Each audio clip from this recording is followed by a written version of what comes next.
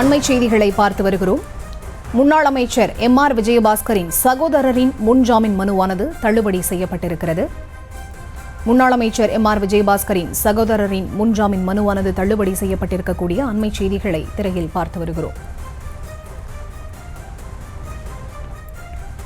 இது தொடர்பான முழுமையான விவரங்களோடு இணைகிறார் எமது செய்தியாளர் மதியழகன். அவரிடம் பேசலாம். வணக்கம் மதியழகன், விவரங்கள்.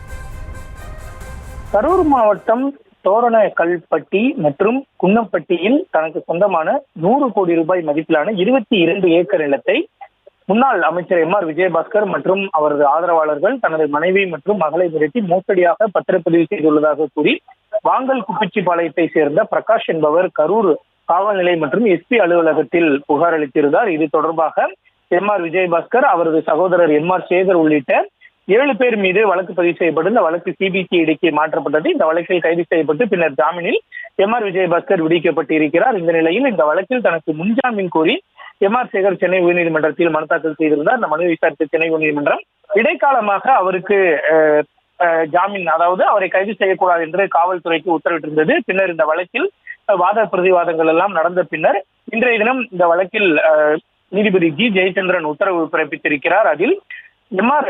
சேகரினுடைய இந்த முன்ஜாமீன் மனுவை தள்ளுபடி செய்து உத்தரவிட்டிருக்கிறார். அதாவது இந்த வழக்கு தொடர்பாக காவலில் எடுத்து எம்.ஆர். சேகரை விசாரிப்பதற்கான தேவை இருப்பதாகவும் சாட்சிகளை கலைப்பதற்கு வாய்ப்புள்ளதாகவும் கூறி அவருக்கு அவரினுடைய முன்ஜாமீனை தள்ளுபடி செய்து நீதிபதி உத்தரவிட்டு இருக்கிறார். இந்த காவல்துறை இந்த வாதங்களை முன்வைத்தது, அதாவது இவரை கஸ்டடியில் எடுத்து விசாரிப்பதற்கான தேவை இருக்கிறது, அதே போல அவரை வெளியில் விட்டால் சாட்சிகளை கலைப்பதற்கான வாய்ப்புகள் இருப்பதாக காவல்துறை வாதங்களை முன்வைத்திருந்தது. அந்த வாதங்களை ஏற்றுக்கொண்டு நீதிபதி எம்.ஆர். சேகரினுடைய முன்ஜாமீன் மனுவை தள்ளுபடி செய்து உத்தரவிட்டிருக்கிறார்.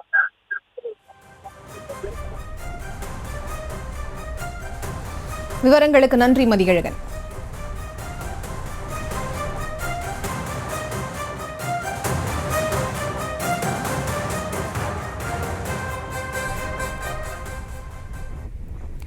அடுத்ததாக கழக தொகுப்பினை இப்போது பார்க்கலாம்.